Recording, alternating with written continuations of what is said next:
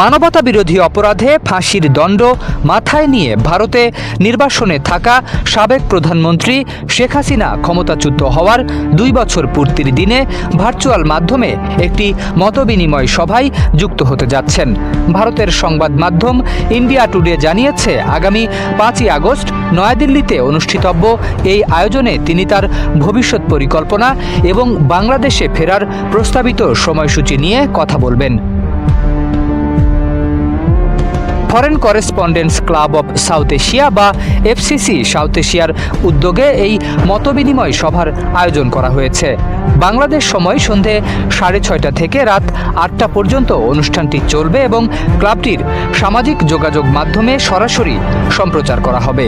আয়োজকদের আমন্ত্রণপত্র অনুযায়ী আলোচকদের তালিকায় রয়েছেন শেখ হাসিনার ছেলে সজীব ওয়াজেদ জয়, সাবেক শিক্ষামন্ত্রী মহিবুল হাসান চৌধুরী নওফেল এবং সাবেক সংসদ সদস্য ও তারকা ক্রিকেটার সাকিব আল হাসান।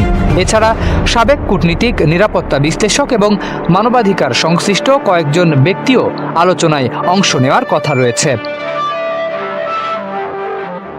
এর আগে আন্তর্জাতিক সংবাদ মাধ্যম রয়টার্স এবং জাপানের কিয়োডো নিউজকে দেওয়া পৃথক সাক্ষাৎকারে শেখ হাসিনা আগামী ডিসেম্বরের মধ্যে দেশে ফিরে আদালতে আত্মসমর্পণের পরিকল্পনার কথা জানিয়েছিলেন।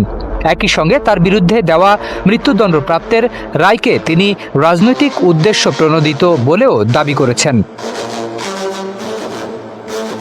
2024 সালের 5ই আগস্ট ছাত্র জনতার আন্দোলনের মুখে শেখ হাসিনা দেশ ছেড়ে ভারতে পালিয়েছিলেন।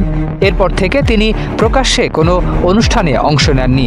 তার বিরুদ্ধে বাংলাদেশে হত্যা চেষ্টা, মানবতা বিরোধী অপরাধ এবং দুর্নীতি সহ একাধিক মামলার বিচারিক কার্যক্রম চলমান রয়েছে।